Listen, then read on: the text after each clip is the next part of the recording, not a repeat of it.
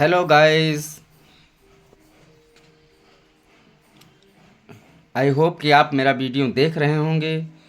और मैं checker maker और प्रधान और सचिव के डोंगल जब एक्सपायर हो जाते हैं तो उसका वीडियो पार्ट नंबर 2 लेकर आया हूँ। मैंने पहले वीडियो में आपको बताया था कि किस तरह से प्रोफाइल अपडेट की जाती है, टोकन की किस तरह से नेम देखकर उसको रजिस्टर्ड किया जाता है और टोकन किस प्रकार से रजिस्टर्ड करके हम एक खंड सहायक खंड विकास अधिकारी के पोर्टल पे भेजते हैं। वहाँ तक के मैंने पहले वीडियो में आप लोगों से बातें की थी।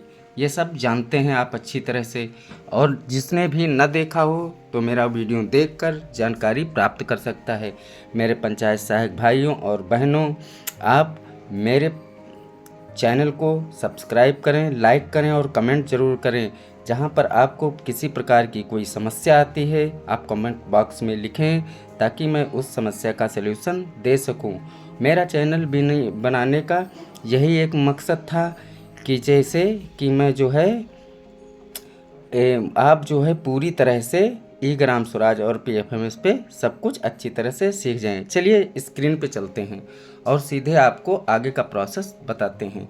जैसे मैं एक सचिव का डोंगल को एक्सपायर हो गया है उसको रजिस्टर्ड करने की आगे की प्रोसेस को बताता हूँ। पिछली प्रोसेस को अगर आप पता नहीं है तो आप मेरे इसी वीडियो का मैं लिंक दे दूंगा और आप जो है पार्ट नंबर 1 देख लीजिए उसके आगे का। यहाँ तक कि आपने देखा था कि मेरी प्रोफाइल रजिस्टर्ड हो गई थी। अब एडीओ पंचायत के पोर्टल से आकर मैं पहले फिर से चेक करता हूँ प्रोफाइल को। अब देखिए यहाँ पे जो पेंडिंग दिखा रहा था यहाँ पे दिखाने लगा है कि अप्रूव्ड हो गया है। अब मुझे कुछ नहीं करना है, सिर्फ जो है डीएससी को जनरेट करना है। डीएससी में जाते हैं, डीएससी मैनेजमेंट में जाते हैं और उसको रजिस्टर्ड करते हैं। रजिस्टर्ड करने के लिए आपको चाहे वो चेकर का डोंगल हो या मेकर का, अगर हम मेकर की आईडी को रजिस्टर्ड कर रहे हैं तो मेकर का टोकन चाहिए, और अगर हम कर रहे हैं चेकर का तो चेकर का डोंगल चाहिए। अब देखिए मेरी स्कीम सारी खुल गई हैं। मैं डीएससी को इन स्कीम से पहले जोड़ूंगा और फिर मैं इसको साइन अप करूंगा। देखिए ये सामने आपके आ गया है। ये 14th फाइनेंस कमीशन जो है आपके टोकन से आपके डीएससी को ऐड कर रहा हूँ। यहाँ पे सबमिट करते हैं। देखिए आ गया कि मतलब ये आगे बढ़ गया है साइन करने के लिए। इसी तरह मैं तीनों वित्त को करता हूँ। ये अब देखिए मैं 5th फाइनेंस कमीशन को क्लिक करता हूँ, गेट डाटा पे क्लिक करता हूँ। प्रोसेस बिल्कुल सरल ही है, लेकिन जिसको पता नहीं है उसके लिए बहुत ही कठिन लगता है। लेकिन जब आप धीरे धीरे मेरे चैनल से जुड़ेंगे, मैं इसी तरह से वीडियो अपने चैनल पे अपलोड करता रहूँगा और आप लोगों को सारी जानकारी हो जाएगी। ये भी पहुँच गया है। और तीसरा अब हम 15th फाइनेंस कमीशन को ऐड करेंगे। 15th फाइनेंस कमीशन को ये गेट डाटा करने के बाद ये भी पहुंच गया है। अब हम साइन करेंगे।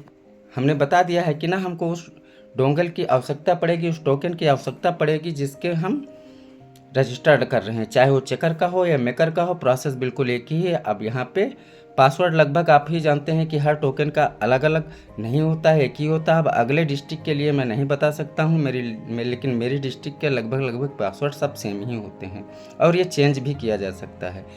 कन्फर्म साइन, पासवर्ड डालने के बाद कन्फर्म साइन करते हैं।